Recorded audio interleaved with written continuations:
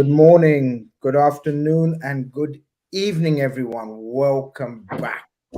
Welcome back to a Sunday special. Sunday special? Every Sunday special, but every Sunday special for a reason. And that reason is RedFellas. We are live and direct from our humble abodes. Unfortunately, we can't say studios yet. You never know what future brings. You never know. One day, RedFellas could be live and exclusive from the studios. But right now, we're all in our humble abodes.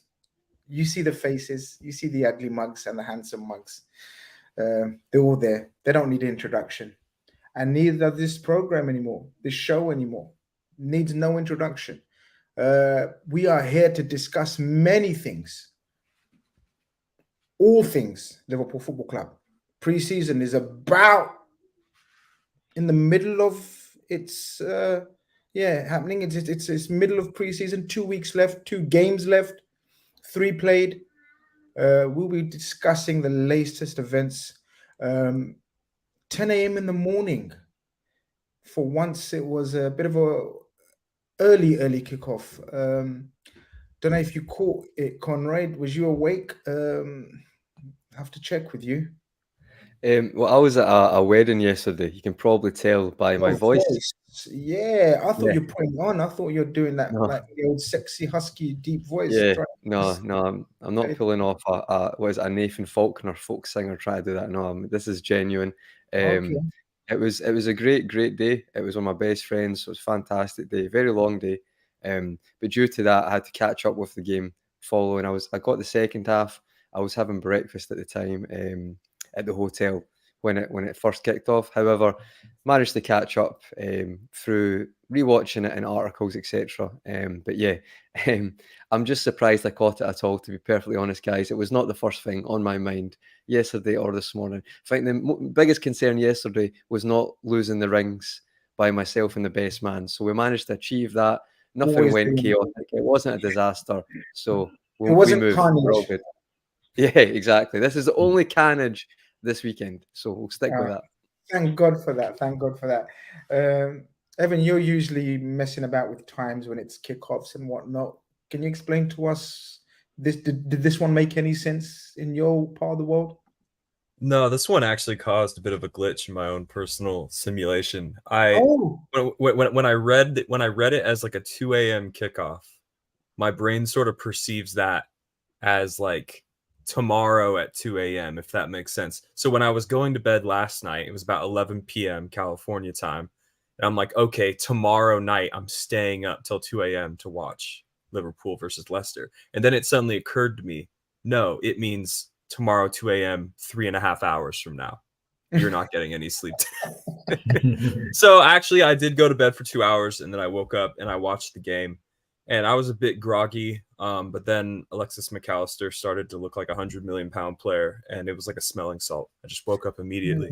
It was brilliant. But yeah, light work for me. You know, you guys over here complaining about 10 a.m. That's a late kickoff over here. You pampered babies, get over it. But yeah, get over it, man. Get over it. That's what I always tell Keith. Get over it, man. Keith's always talking about traveling around the world, missing games, missing this. I'm a busy man. Get over it, man.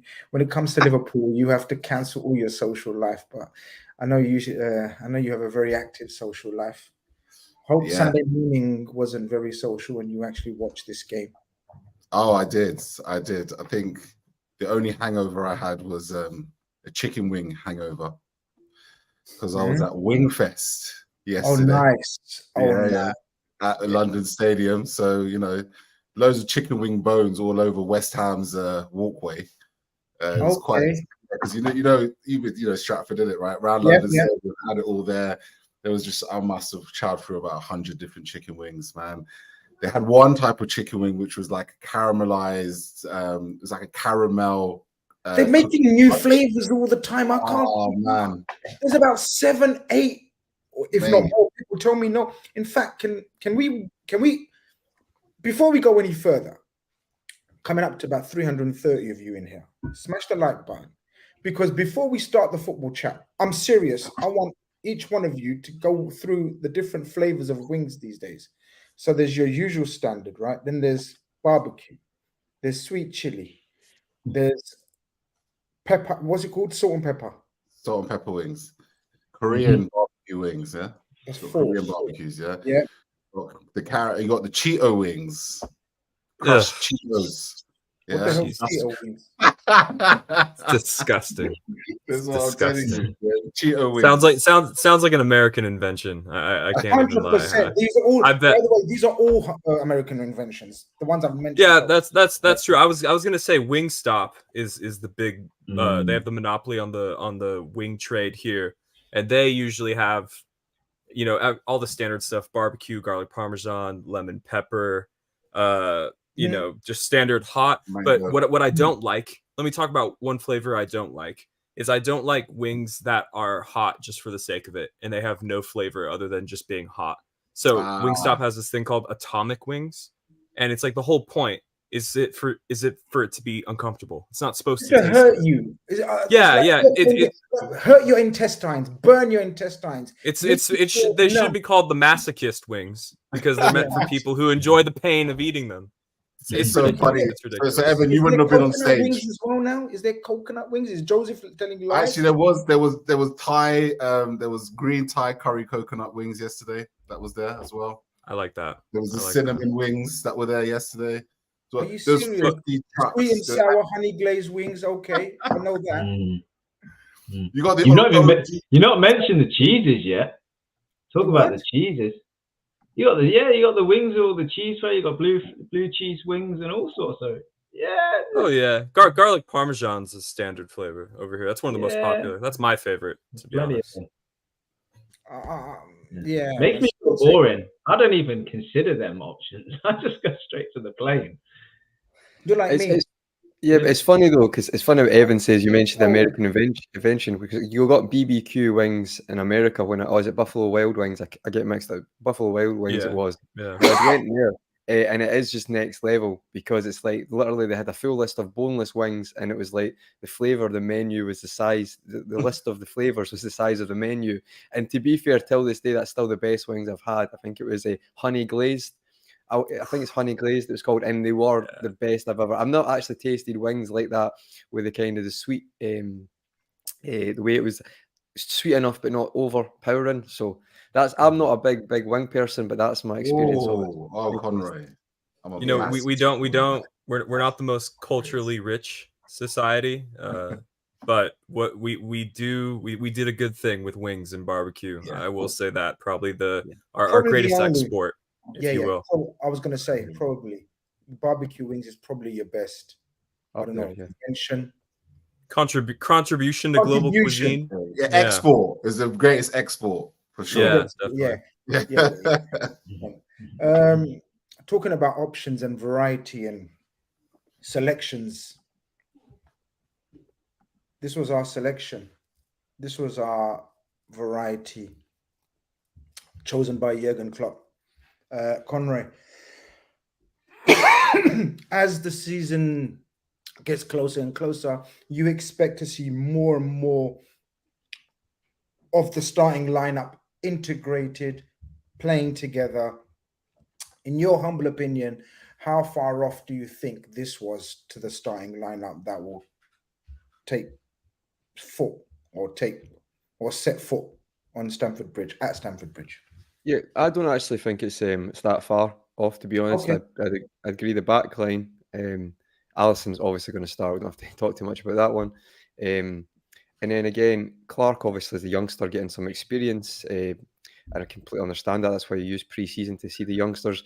McAllister nailed on. Jones will put himself in the conversation, and obviously with the lack of signings as of late and playing at number 6 today, he's probably got us a chance in that as well. And I think the front line, definitely Salah and Jota. I know we'll speak a bit more on that later. For me, anyway, I think those are the two who've consistently performed and worked best tactically through the end of last season and through pre-season. And to be fair, I know Keith mentioned earlier about Jota, but when you actually see, I know we're going to speak about it, but Jota being 5'10" is still baffling the amount of headers that guy wins. It really is. But for that starting one, I don't think it's too far off what my personal starting 11 would be. You know, you mentioned the Jota, and we're obviously going to get into it, but he's our new Sadio Mane in that sense, isn't he? Sadio Mane was 5'10" as well, I believe, around. Yeah, no, they're quite similar heights because it's actually quite an amazing stat when you think about in football the amount of headed goals Mane scored, and Jota continues to do the same. It's quite amazing. So fair play. That just shows our analyst for signing players. They obviously spotted something in Jota similar to Mane as well.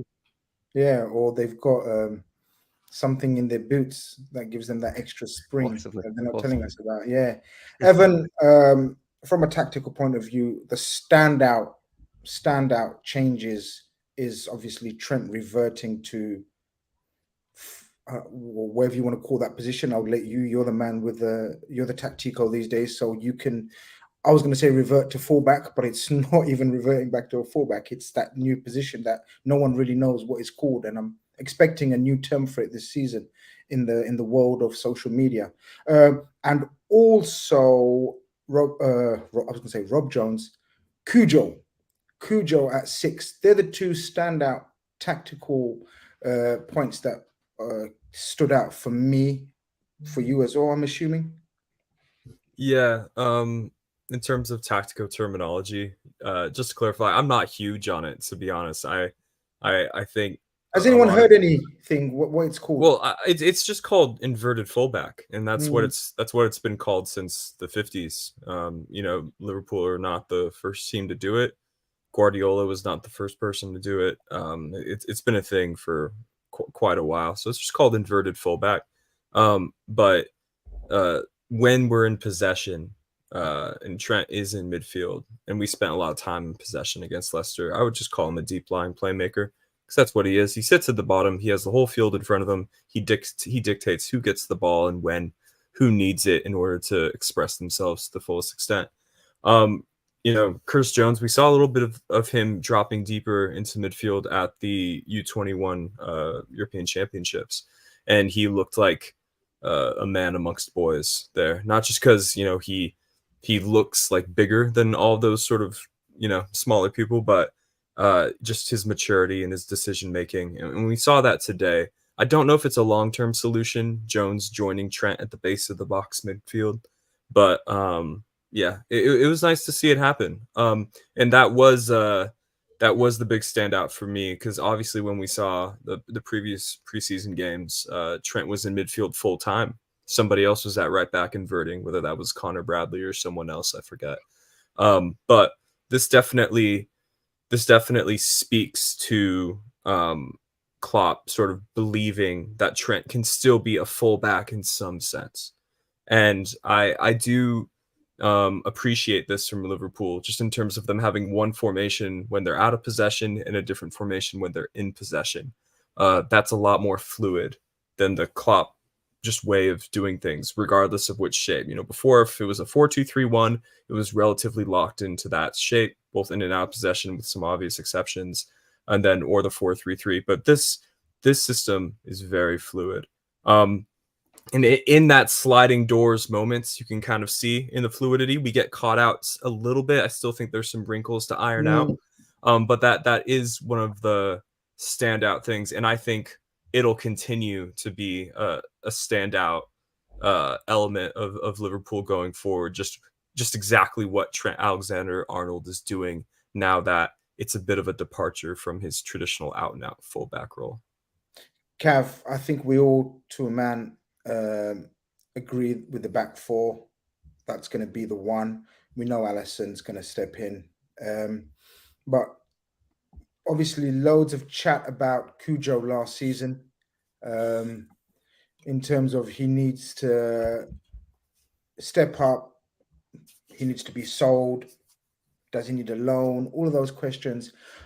Even in his maybe not wildest dreams, because we know he's a very confident fella, but even in Curtis Jones' head, he wouldn't have envisaged he will be the most senior Liverpool midfielder left at the club going into 2 weeks before the season, right? No, certainly not. No, because I don't think we all anticipated Fabinho and Henderson leaving, and the others we perhaps could have. Crazy we find ourselves in this situation. Actually, it feels like he's been around for a while though, and obviously missed out with various injuries and what have you. I think the bigger thing than that is I don't think he would have expected, or we would have expected him to get the opportunity that he's perhaps got now.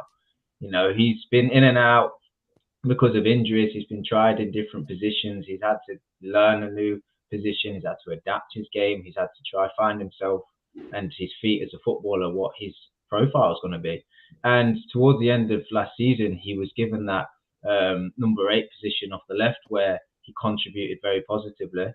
Goes away with the under-21s and plays in a deeper position and did really well, like Evan says. Now he finds himself as a real option for this Liverpool side, because, you know, we're lacking in that 6th position, but also because he's contributed really well, like I say, towards the end of last season in a more offensive way. He, to me, has looked a lot more composed, a lot more confident. I think he truly believes he belongs in the side now. And I think that inner belief is really key for him, because he always had that confidence in him, like you said.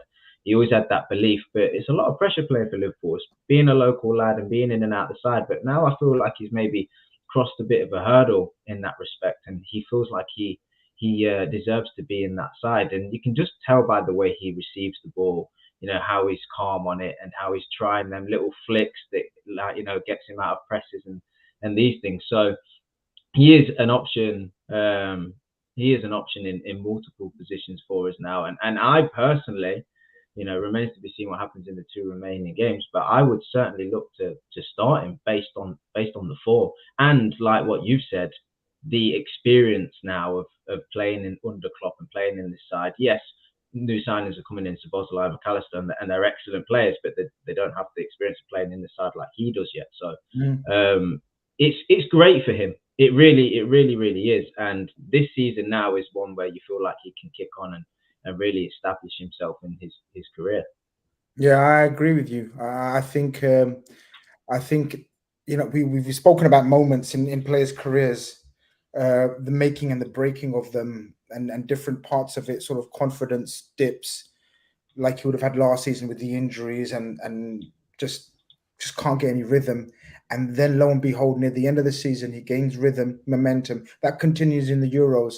And now he comes back into a team that, as we said, Keith, at this moment in time, looks like, I know Conroy said maybe Curtis. I think Curtis is probably the second name down in the midfield come Chelsea. I think McAllister's number 1, and we're going to touch upon that. But I think Curtis Jones is number 2. And I think Curtis Jones is at this stage pretty much nailed on to be the number 6 alongside Trent Alexander-Arnold. What's your initial thoughts on that, if that's the case, which is likely to be? Yeah, it's, you know, there's 2 sides to Curtis Jones's game that I like in the 6th position. The first side is he can act as a metronome. I'm still convinced that Liverpool building up play from the back requires a 6 to sideway pass sometimes, look after the ball. When we talk about the goal later, I thought he was quite clever in that perspective. It's a small thing, but we don't always need our number 6 to make Hollywood passes. Sometimes we just need our 6 to keep things ticking along. And I think that his ball, when other teams are pressing him, his close control is phenomenal for that position. I'm a bit worried, though, that, and we've discussed this quite a few times over the summer already, is it just comes down to whose responsibility is it in defensive transitions to be in the defensive areas of the midfield, because Evan quite rightly says, like, in possession, Trent Alexander-Arnold is probably the most aggressive inverted fullback I've ever seen in my life. I mean, the guy basically sits as 2 DMs almost. He sits alongside Curtis Jones with Konate pulling out. But when the other team wins the ball, you have 2 situations where Curtis Jones is almost trying to go into the pocket to connect with the attacking forwards, because that's how his brain functions. And he's great at that in the 8 positions. And I think that's where he should be most times. But when teams are counter-attacking us, he's obviously too far up the pitch to deal with defensive transition. You kind of leave Trent Alexander-Arnold in there, almost out of position on the right back side, but also trying to cover a midfield position that's not taken up by someone who's more naturally a 6. Klopp alluded it to himself that the 6s weren't protected that much. Throw in the fact that you're going to put a guy who doesn't think much like a 6, and I'm slightly concerned that he may start the season off on the wrong foot if he's asked to do that job. Great to do it for the England under-21s, but that England team, you know, no one hardly got the ball off them at all for most games, for the majority of the time in that game. Against someone like Chelsea, it's going to be a lot different. So I think, I hope, let me say that again. I agree with you to a certain extent, but I do hope that Klopp has enough faith in the 6 that he brings in to start him off the back, because I just don't want to see Dennis Jones put in a position that he's, you know, is going to get him off on the wrong foot. And I think that you know, there's a bit, and it's not his fault. Again, like I want to explain that and explain what I see and the way he plays football. As I say, he does do what he did for the under-21s was really good, and I think that's a really good quality for a 6. But in the transition game in the Premier League, when it's so aggressive, that first game of the season, if we're playing Jones, Szoboszlai, and McAllister, or Gakpo and McAllister, which may also be something he goes for, he's gonna suffer a lot. Keith's got a point there, isn't he, Conroy? Because I guess if we go into the match, and we're not going to go deep into the game, we're going to touch upon incidences and sort of situations in the game that worried us or excited us. And obviously, Keith's spoken about his worries against Chelsea. Well, if we start like how we started against Leicester, against Chelsea, we'll be in trouble. It was pretty much, oh shit, there's a lot of flaws in this system, or is it a personnel thing? There was a lot of last season where they were attacking down the same avenues, in the same half spaces, getting in pretty much 4 times, I counted, in the opening 20 minutes. It could have been messy. It still could get messy in the first few games. But I guess we're going to have to ride the storm until we settle down how to play out of possession, like Keith says as well. Is there a cause for concern? Yeah, I think actually Keith hit the nail on the head with his points there. I think he articulated it really well. It's not necessarily a criticism, and to be fair, Jones has actually done an admirable, very good job for England on the 21s, but it's not as if this is the only new thing. So say you go, let's say, I know it's Trent's the fullback, but let's say in attack, or you've got him inverted and then Jones there. For me, looking at that, like, it's one, we've never been amazing for when we just have 2 ball players in that position in transition. You've seen that already.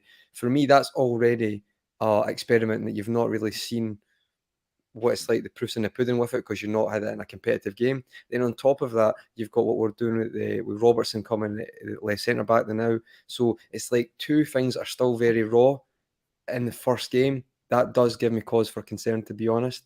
But if you spin it, as you said, Grizz, because the situation we're in right now looks like we're trying to get another, obviously, Lavia in, but it's not going to be ready for the first game against Chelsea.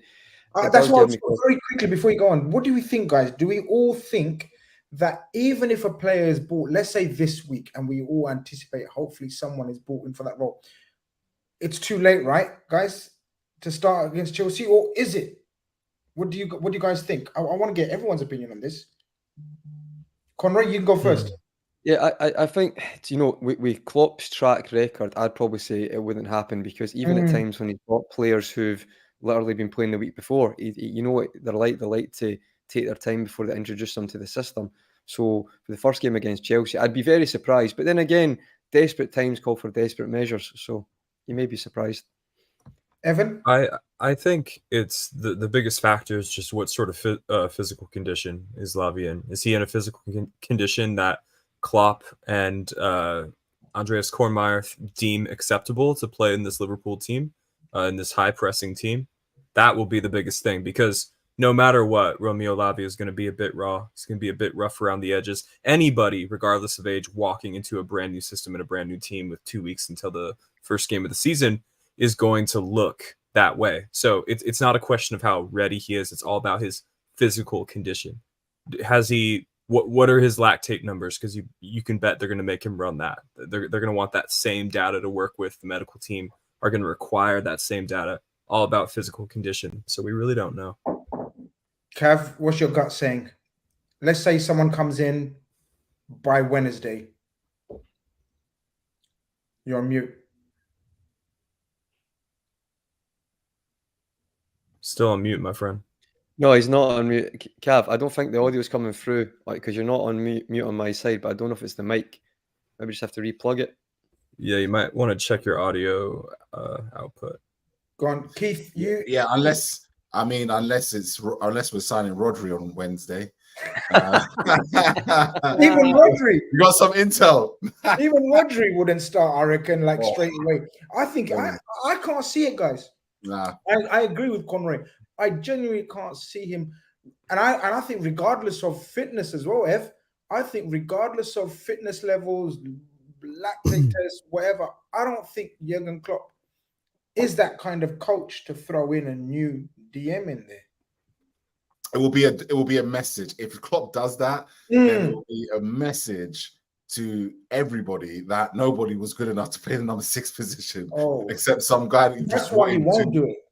Yeah, that's why he won't do it. He won't send that message out to the others, I think.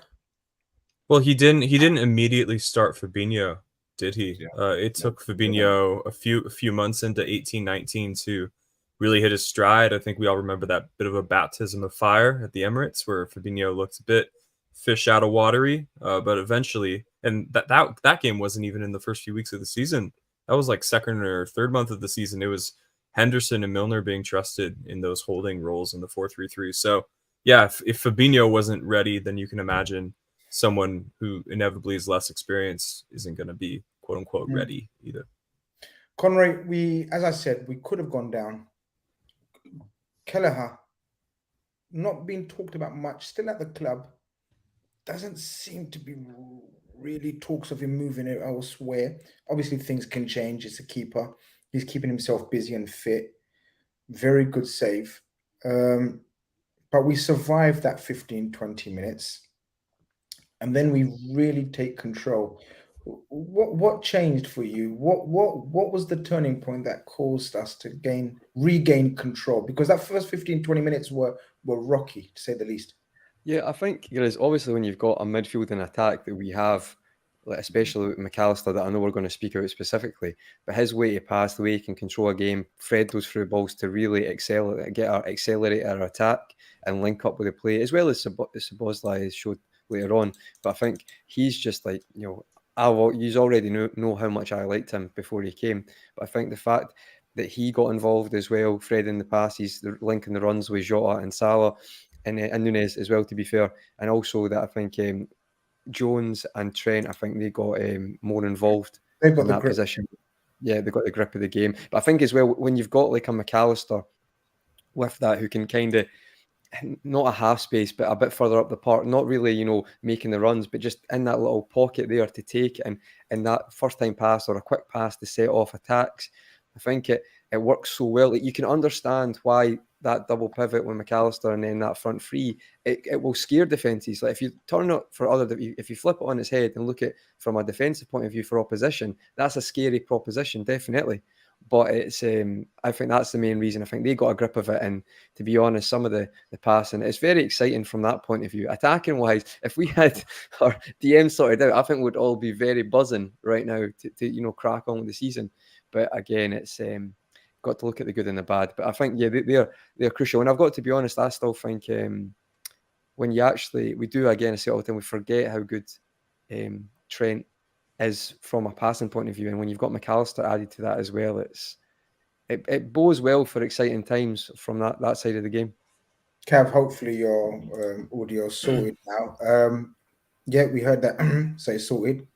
Good one. Sorry. Nice one.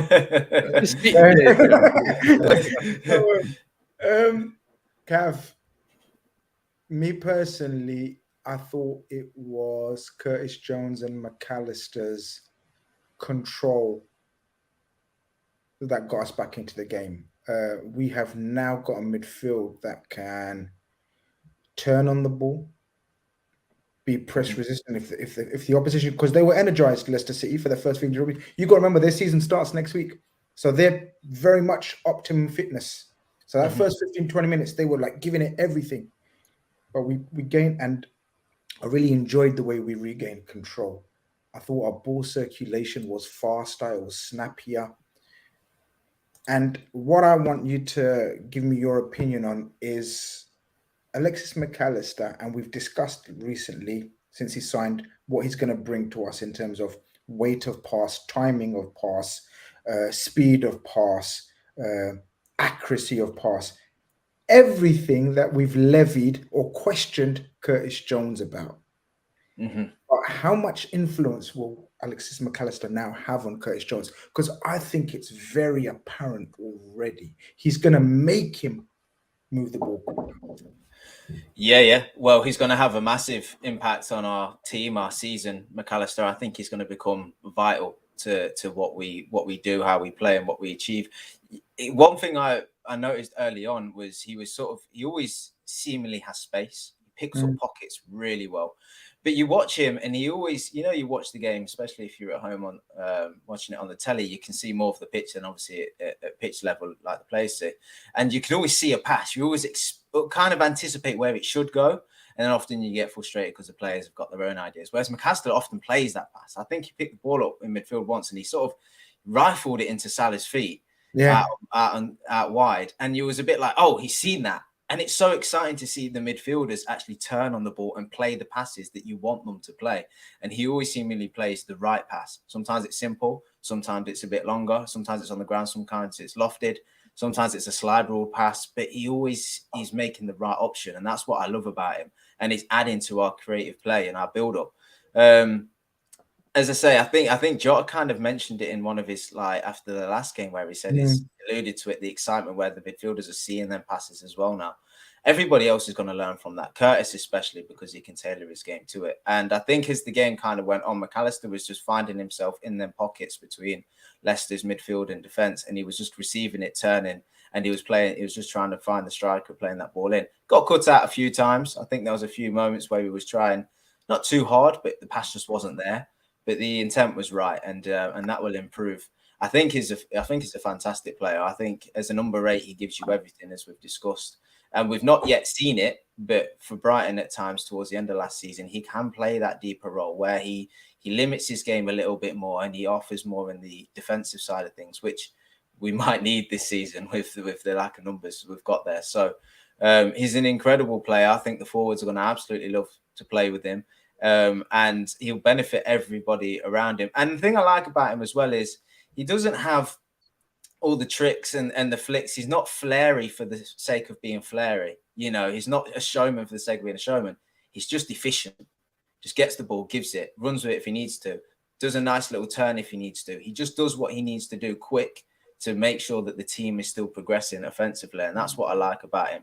He's a special player. And like I said, I think it's going to be vital for how we build up our attacks and how we control these games. I think you're spot on. I think we already knew how we're going to build up because of the inverted fullback role that Trent has. And now we've got a ball playing number 6 next to him in Curtis, and a ball playing 8 whose main function is to keep the ball circulating at a quick pace at the right and the right choice of pass pretty much every single time. And what I like, and we'll finish up on Curtis Jones because everyone's going to think, is this a Curtis Jones show? But he's got enough stick, so it's about time someone talks nicely about him as well when the kid deserves it. Curtis Jones is going to revel in this, guys, in my opinion. The reason for that is because he will know that he's got the ability to match anyone else's on a technical level. So if he's taught and if he learns the game side of things in terms of decision-making, positional play, which will come with experience, which will come with playing with great players like Thiago, hopefully. Did we really mention Thiago? Right, he's still at the club. Thiago, McAllister, and the like. I think he will revel in it because he has the natural ability to do the technical side, which a lot of players don't, i.e., bless them. We're not suddenly going to start talking shit about them, but you know what I mean in terms of Milner and Henderson, who didn't have the technical ability to do the things Curtis Jones has. Curtis Jones just needs their game plan gameplay, and intelligence. We take the lead, and it's a combination of quick passing and into Jota's feet, Ev. And Jota has that instinct, which I still think no one else has, of knowing where the goal is, wherever he is in and around the 18-yard box. He doesn't need to look up to know where the keeper is or the ball or where he is in relation to the goal. It's almost like PlayStation. The guy's a freak, apparently, when it comes to playing PlayStation, and you can see why. He takes it onto the pitch. Instinctive turn, shot, and your guy Darwin is playing like an out-and-out hungry number 9. I'm glad you framed the question that way, Grizz, because although it's a fantastic poacher's goal from Darwin Núñez, physical, strong, beats the keeper to the ball, beats the defender to the ball, gets a number 9's goal. We obviously want that if we're going to be playing an out-and-out number 9. My first thought when the ball hit the back of the net, I was just like, wow, Diogo Jota always knows where the goal is, doesn't he? He always knows where the goal is. And here's the thing. You can teach forwards how to do a ton of things. You can teach them how to make better runs. You can teach them how to break the offside trap. You can teach them how to combine with their teammates a little better. You can teach them all sorts of things about the mental side of the game. I mean, even the technical side of the game, you can teach a forward how to strike a ball better. We've all watched, Harry Kane become a better shooter of the ball as years have gone by. But one thing I don't think you can teach somebody to how to do is, without looking at the ball, with either foot, they know exactly where the goal is and they shoot across the goal every single time. Yeah. And here's the thing. Obviously, Jota finishes last season strong, but if you go through his catalog of Liverpool goals, there's all sorts of finishes where it's just like one touch, bang, across the goal, both feet. Really impressive. Just always knows where the goal is. And that's why the Fowler comparisons, even when they were considered premature back in, what was that, 2020, I think it's pretty spot on, because some of my earliest footballing memories are Robbie Fowler not even looking at the goal, but he knows exactly where the corner is and he knows exactly where the keeper is. He knows, even if I don't get the necessary power to beat the keeper, I'm going to be working him. So Diogo Jota, I mean, man, is there anybody else in the squad currently that we would want the ball falling to in the 90th minute of a Champions League final? Obviously, we have the star power of Mohamed Salah, but if you ask me to choose a forward who I would want the ball falling to in that situation, just based on the evidence, it has to be Diogo Jota. And also, a little side note on Diogo Jota, Keith used Diogo Jota's height to call me short earlier on Twitter. he posted Diogo Jota's apparently modest height of 5'10", and he's like, don't be discouraged, short kings. I was like, hold up. I always thought short king territory was about like 5'6" and below, but apparently there's a whole 4 other inches of short king territory that I'm a member of. I'm a member of this community. I had no idea. I was having a fan. It was a great Sunday, Grizz. Keyword was past tense. It was a great Sunday. And then right before we went live, I was feeling great about Diogo Jota, but then all me and Diogo Jota will ever be is a short king, and that's the reality of the situation. So thank you, Keith. It was very enlightening. Effective short kings, okay? Effective. Thanks, man. Appreciate it. I think the word would be for me is, I think Jota is short for like a striker in the box, if you know what I mean, for that we mentioned headers and stuff. But then Sergio Aguero is one of the best in the Premier League as well. So I feel like I agree with you, Evan. I think this year the Barry Coygan was he won the BAFTA for oh my god, I forgot the movie the name, but he's I think about 5'7", just over that, and he was a short king. So if Keith's willing to go up to 5'10", I feel like you just know Keith is.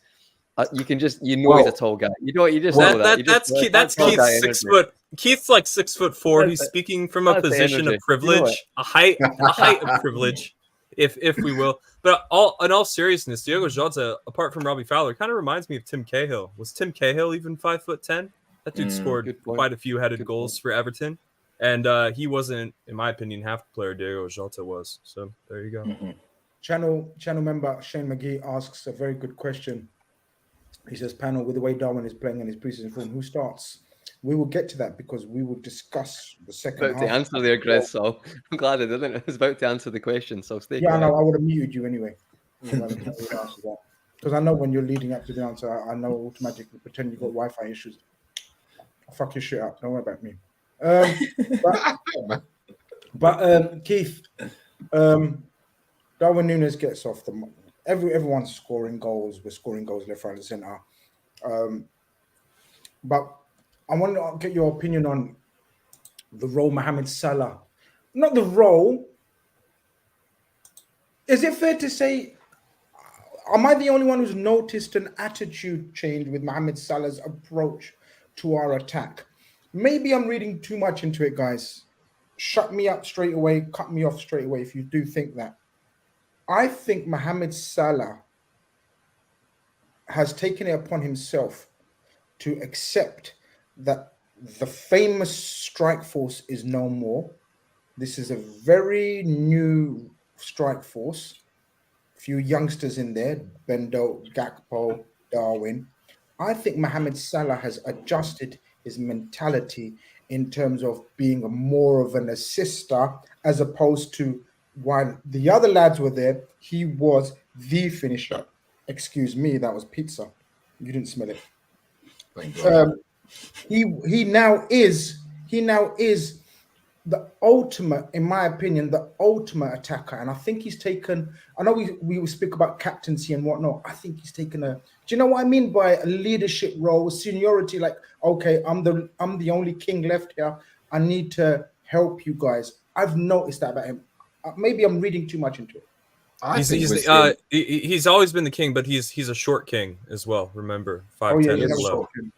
Short king. He has a short king with a much better body than I could ever dream of. So you know what I mean. Like, he gets another couple of inches just for those abs alone. But this is weird. When it comes to Mo Salah, I feel like we're seeing the Mo Salah for Egypt. Good shot. Right?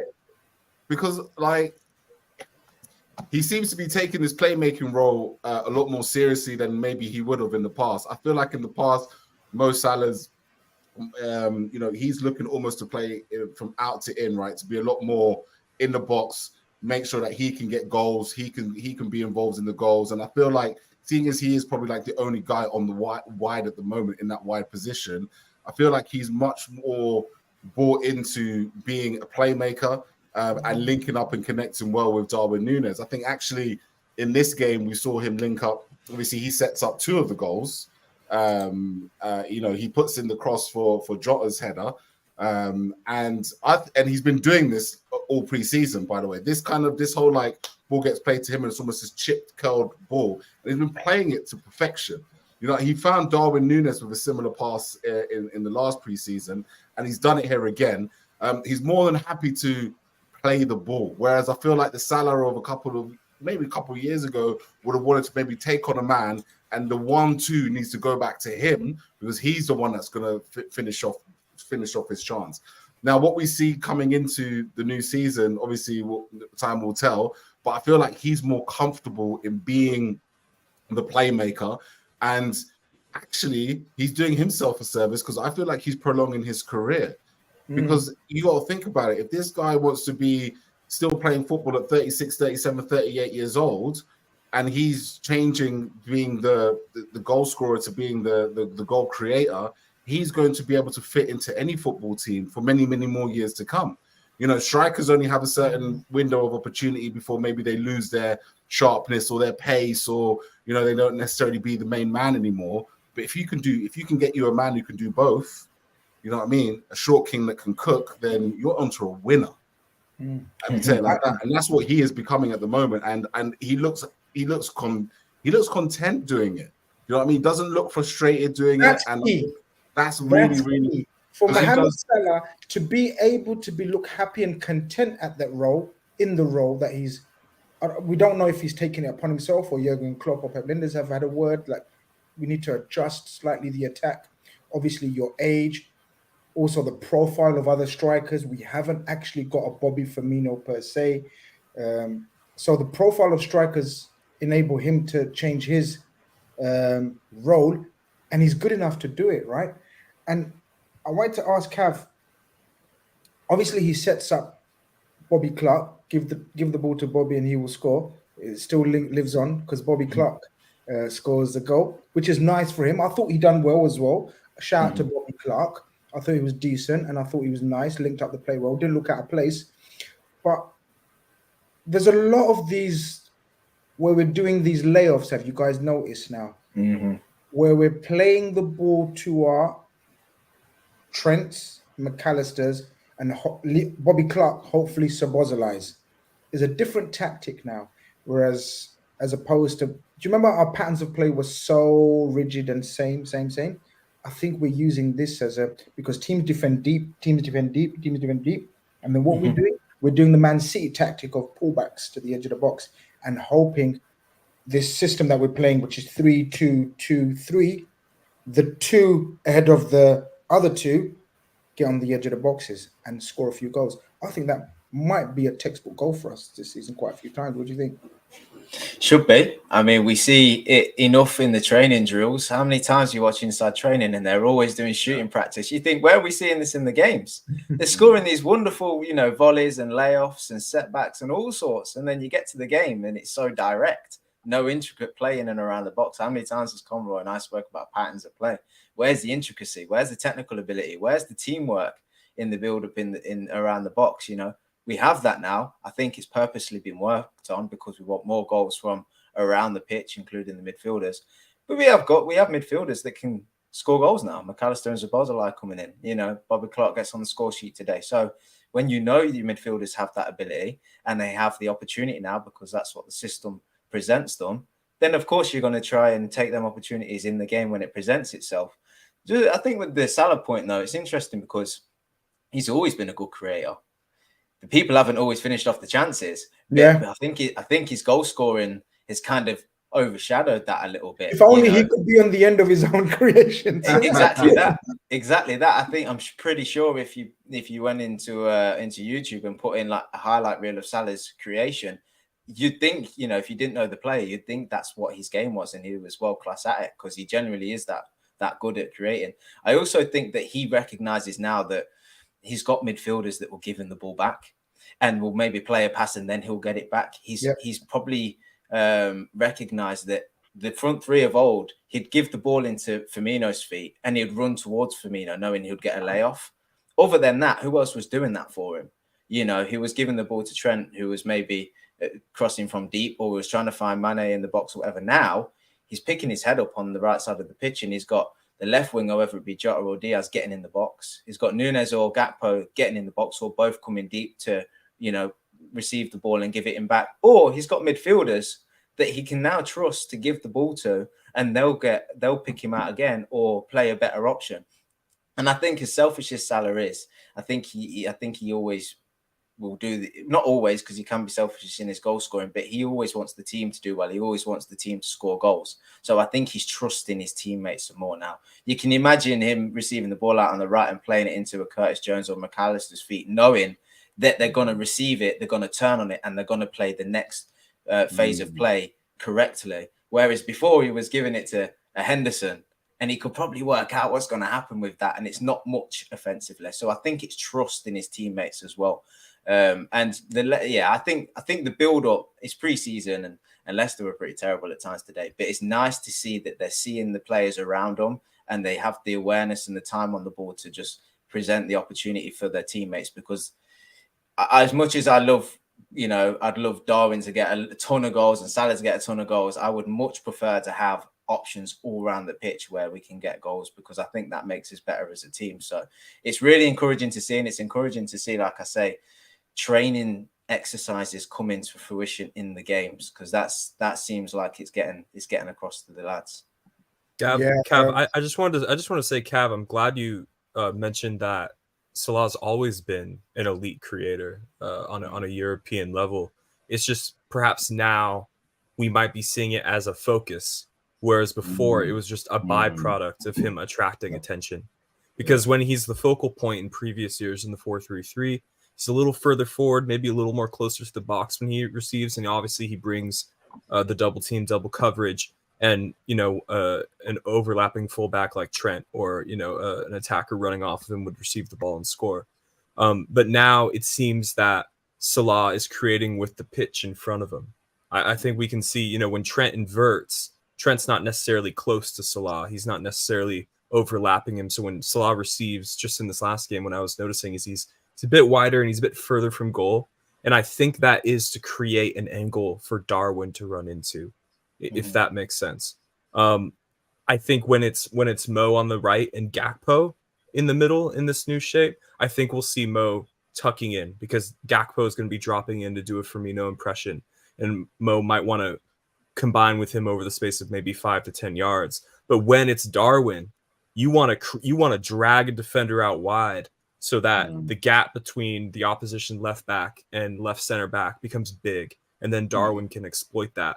And although I don't think the combination came off against Leicester, against Firth, I believe it was, I think we saw it a few times, where Mo being wide and is close to the touchline with the pitch in front of him, Darwin all of a sudden can just showcase what a physical freak he is. I think we saw that. Welcome Darren, a very, very, very, very old subscriber of mine and follow on Twitter as well, good friend of mine on Twitter. Haven't had the pleasure of meeting him, but welcome to the stream. He says he's so strong on the ball now, hardly ever gets dispossessed. I think he's always been magnificently strong on the ball. In fact, that was a trait our front three had, which was quite unique in world football. I think, no word of a lie, guys, I think we had the strongest front three in world football as well. Not only dynamic goals, etc., pace, but Bobby, Mane, and Salah. And you can add Jota to that, guys. You can add Jota to that. Jota, for someone who's 5'10", mentioning his height again, sorry, for someone who is not 6 foot plus and built like a tank, he's very strong on the ball. Very strong. Was I going to say something else? But Ev, about your point about I think we've been trying to develop this pattern of play since the Charity Shield last season, guys. I think we've been, but obviously because of the injury situation and no midfield, we weren't able to implement it. But that Salah Nunes, I think, is very, very obvious that we've been trying it since last preseason to implement those moves, and they could be coming to fruition this season. But we've got more variety, and I guess we can. If anybody else wants to talk about any of the other goals in particular before I go into the second half, Conroy, because the good goals, the Bobby Clark one, the Jota header, you love that. I know you love that about Jota, and you love scoring from crosses. What was the fourth goal? What was the other? Oh no, that was in the second half. So 3-0. We done the old, 3-0. Suddenly scored 3 goals in 10-15 minutes. The old Liverpool blitz, which we suspect might be the order of play this season. Changes as usual in the second half.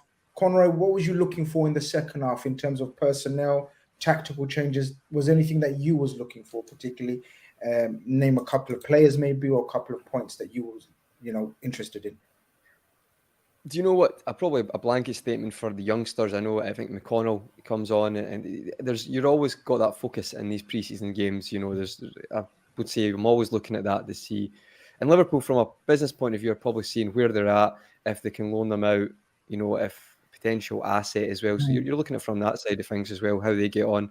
I think the interesting one you mentioned before we came on as well is there was the last couple of games you've seen Shimikas be like the inverted fullback when Trent's not playing. It's interested to see if that continued, and I know we've got a wee point on that, Grizz, so I'll not start that yet. So that was the focus, and obviously Ben Doak as well. I know people just assume because I'm Scottish, I've got this bias or whatever towards him, but to be fair, I think social media and you guys, they've got more things for Ben Doak than me. No, but they to be fair, I've not spoken about Ben Doak. You're going to change your tone in his voice. Man, your boy, man. Ben Doak is the Scottish. It's okay, Conroy. It's okay. Not, mate, never say that again, Keith. I live in Scotland. There's been too many Scottish messages, right? Ryan Gold plays for Vancouver Whitecaps and does very well, but when he played for Dundee United, he was a Scottish Messi. let's just not compare anyone to Messi. Let's do that from now on, okay?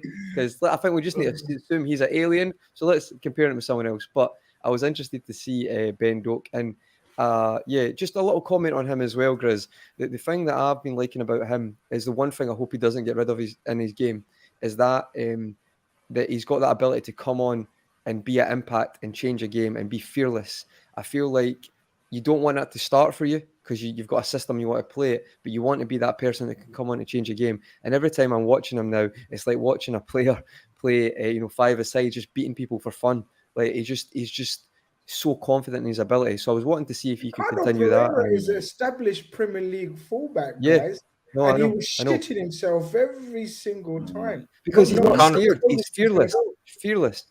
Can I add, Conroy? Do you notice this as well? I quite like that Ben Doak is a right-footed player playing on the right-hand side, and he wants to get to the byline and cut back. Because in my opinion, we have a ton of inverted players playing in wide positions. Obviously, Salah inverted on the right wing, Diaz inverted on the left wing, Gakpo when he plays there inverted, Jota inverted.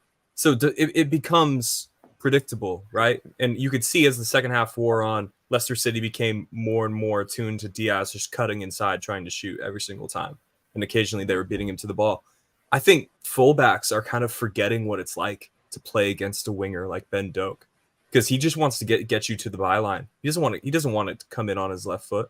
And I think just because of the trends in attacking positions in football, it's been just inverted, even beyond Liverpool. It's just people want to play with inverted forwards and inverted wingers from wide positions. It's really cool watching Ben Doak get to the byline and cutting back. As we can see just for the past 6 years of Pep Guardiola, that's been his favorite version of scoring. It's just his wingers getting to the byline, cutting it back. Someone taps it in from 10 yards.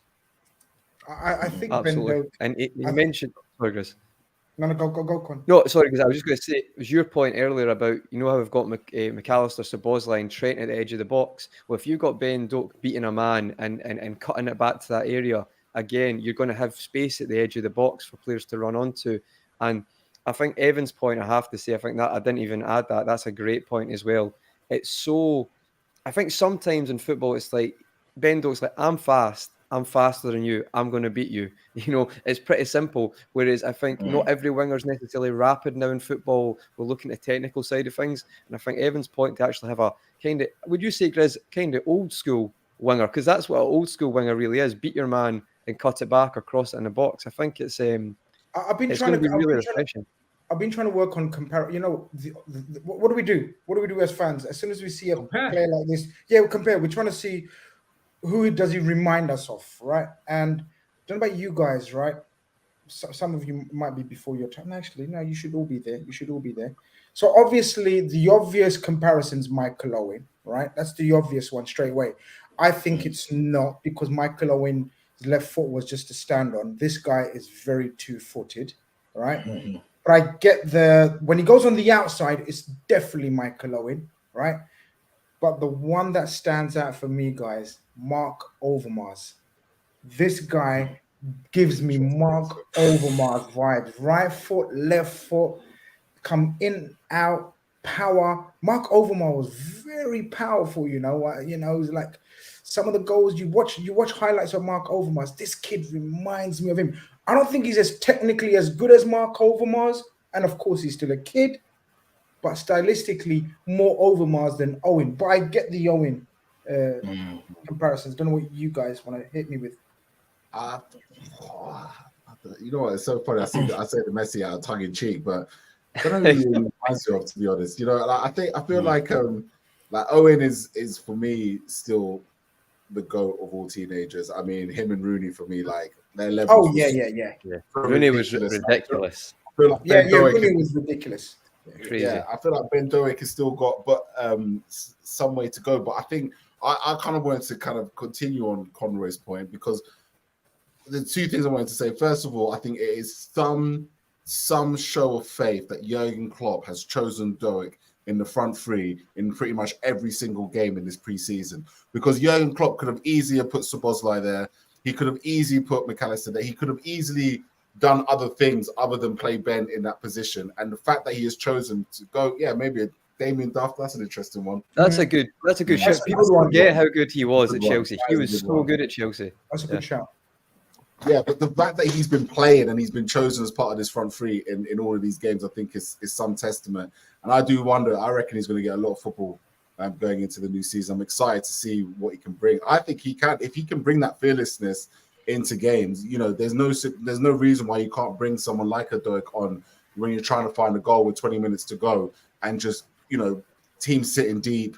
There's nothing we can do and get a player like him to come on and try and dribble his way through them. Absolutely. And I just wanted to also add actually that I've been so impressed with the youngsters at Liverpool in this preseason so far. This has probably been, for me, one of the highest levels of youths I've seen come in and try and take their opportunity to and take a stake at the first team that I have seen in many, many years. I don't know if there's people in the chat who have any comparison to previous preseasons, but when I look at the likes of Bobby Clark and the way that he played in that first half, I thought he was, to do the job that he was doing, I thought he was brilliant, and he took his goal so well. I think Conor Bradley's been so confident on the ball to play an inverted wing-back role that he's never played before, and to come into it and show the composure that he has. Even the young kid who was asked to play 6, and he's never played 6 before. Yeah. You know, the guy just walks around and trudges around like he's been playing football for the last 25 years anyway. He's got that build to him. You know, he was another one, absolutely took it with flying colours. And obviously Quansah as well, who's come into the centre back and played with. The thing is always with you, and I get it. I mean, fucking hell, if I went in there, I'm 33 years old, and if I went over there tomorrow, if they gave me the ball, the first thing I'd do is pass it back to the goalkeeper or turn your back. But it's the fact that these youngsters are coming into this side and they're looking forward. They're confident enough to play their football, the football that they've been growing up in the youth systems, not to pass the ball this way or to be scared or to give it to the senior players and, hey, you know, you deal with it, you take it. They have the confidence to be able to take the game by the scruff of the neck. And it may just be pre-season, but we're playing against a lot of teams that their season starts next week, right? I think that's been quite a clever thing that Klopp's done, is play teams that already had like 5-6 pre-season games. They're coming into this game playing man football and really coming into their own. And, you know, Klopp talks about it religiously about this is the opportunity for players to, you know, to take their opportunity, you know, to take the ball by the scruff of the neck. And I think for a lot of these youngsters, you know, it must be brilliant for the boys to train with. And if anything, it's just great that they've got training partners of this level that can get the best out of them, because I think that's just as important what happens behind the fields on the training pitch as much as what happens in match day. Cav, in that case, if Klopp has said that, and he has said that, we know that, I want to focus on 2. We focused on 1, and I think we've all probably come to an agreement that there's no way Doak goes out on loan or anything like that, right? We're keeping him, right? Okay, we're keeping him to be part of the front 6/7 with Mbappe coming in on loan as well. So that's 7 so 3 to choose from 7. We'll get to that. Cav, I think possibly a decision to be made on Quansah. Now, we know ideally we'd like another 2 DMs or 2 defensive-minded midfielders and a centre-back, right? Or a full-back that can play centre-back. You know what I mean? We also know, knowing our owners and the way we operate, it's getting late in the market. We're probably only going to get 2 midfielders. We might leave the centre-back situation if Cole doesn't become available. In that case, or whatever scenario I'm painting for you, what do you do about Quansah? This guy looks a unit. He looks a decent player, not just a unit. Is there a question, and I'll put this to all of you guys, so Doak, because they're the 2 ones I was going to ask about. I think Doak is unanimous we're keeping. What are we doing about Quansah, in your opinion, guys? And I'll start with you, Cav. What have you made of him? Well, what I've made of him is he's done really well. He's done really well. He's took that opportunity of this pre-season to show what he's about. He looks confident on and off the ball. He's a big guy, big frame. Looks like he can get across the pitch well. Put a last-ditch challenge in today, which saved us from conceding a goal. So he's involved in crucial moments as well, and he's really showcasing what he can do. That being said, my thinking whilst watching the game was this guy should stay. This, yes, a loan would benefit him to go play regular football and develop his game and be at a level that he can contribute as a good option for us as a centre back. But then I'm watching him thinking, well, cup games, maybe early on in the Europa League, possibly there might be minutes there for him. He's played on the left side of our defence at the minute, which is where Virgil plays. We know Virgil's going to play most of the games this season. So maybe the odd few that he misses out, maybe Quansah could possibly step in there. He looks fine, but then I'm slightly burnt by seeing Billy the Kid last pre-season and thinking the same with him. Was it last season? Was it the season before? It could. 2 pre-seasons. Yeah. 2 pre-seasons ago.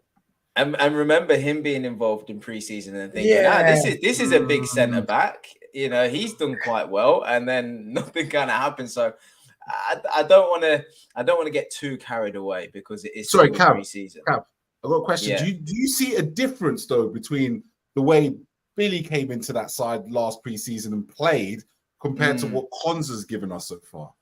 I think Quansah looks a lot more composed, to be honest. I think he looks a lot more confident on the ball. Maybe, I don't know, I'm just hazarding a guess, maybe he's just looking at Virgil and just tailoring his whole game around that a little bit. Obviously not the passing and to that extent yet, but in terms of how he's approaching engagements in the game and stuff. I think I would like us to get a defender in this window. If we don't, then I think he has to stay. Just simply as an option and to have numbers there. But like I say, I think there's minutes there for him next season, early on in the domestic cups, depending on who we get. And I think what's key for these games is, yes, we've seen some youngsters, but there's possibly been 3 or 4 in each of the sides. They're not being chucked in as a whole starting 11, which last season I felt that happened way too often in the preseason. As you'll see in the youngsters, yes, but it was like, where are the season pros to fit in with all of these? And I didn't feel like our pros, yes, there was a couple of injuries in there. Ibu missed out at the start and what have you, but I didn't feel like they were playing enough minutes. Whereas this is like they're playing with the guys that know what they're doing. They're playing with experience. So the first half side had Bobby Clark in it, but Bobby Clark's surrounded by everybody we would expect to see in the starting 11. The second half side has got Quansah in it, McConnell and Doak, but there's still, the experience of Matip, Gomez, Tsimikas, Elliott to an extent, Diaz, Gakpo. So they're surrounded by quality, and that's what you want to see.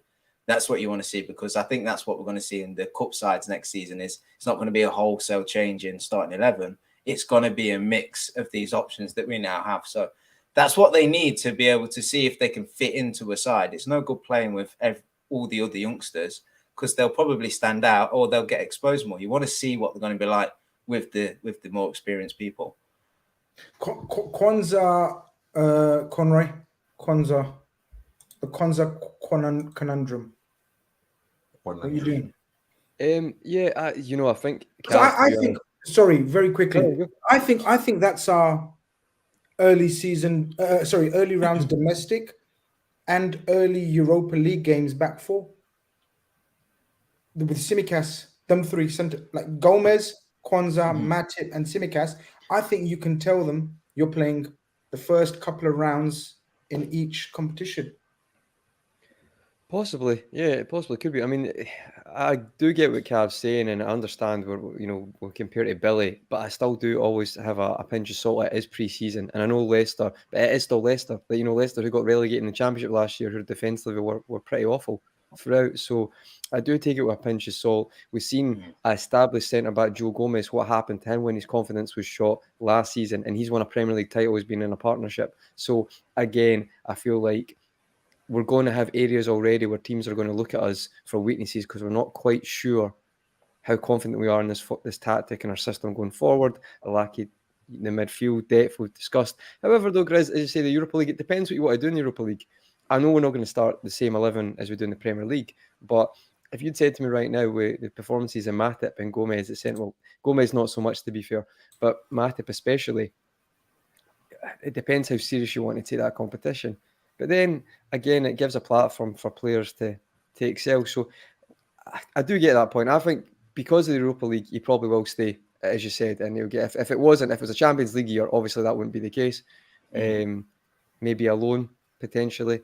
But what I would say on this one, I would say just want to see more from him in actually competitive games. And and see what he does. Because I think sometimes we do jump the gun far too much when we see someone who does something decent. But when it's a pressure competition and that team you're against are going to do everything to win, different ball game. So, but again, I think with the Europa League, it's probably a good opportunity. Is there anyone else you guys would think would excel from these matches and having us that the fact we have the Europa League this year that you've seen in pre-season, you think they might get opportunity that they wouldn't maybe necessarily if we weren't?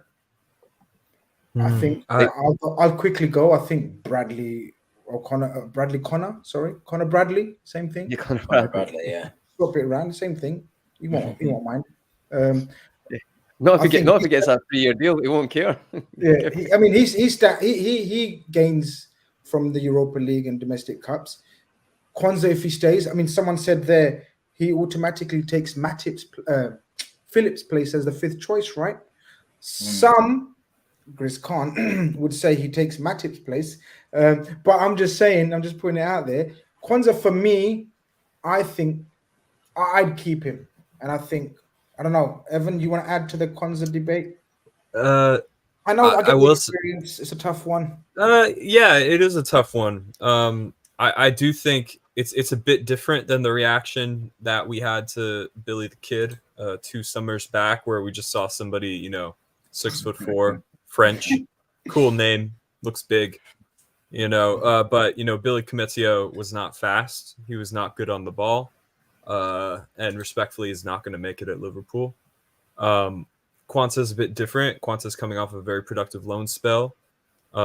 He's has all those physical attributes that made Koumetio stand out. I think his height has actually been misreported. It's been said that he's 6. It's been said that he's 6'2". He's 6'5". Keith, big. Can you confirm? Can you take this first and foremost that someone's no? Actually, you know what? We're not going to go to Keith for anything height related. I'm actually vetoing 100%. That.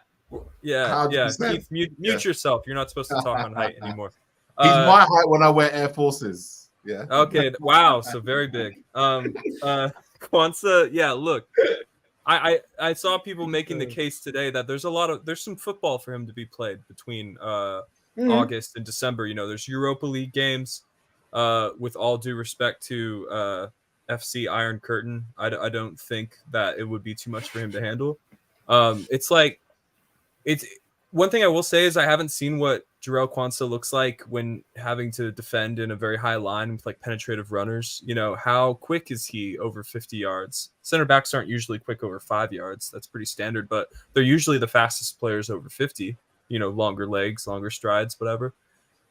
How good is Jarrell Quansah in the trenches? How good is he when he's been when things aren't going our way, when a team is taking the game to us?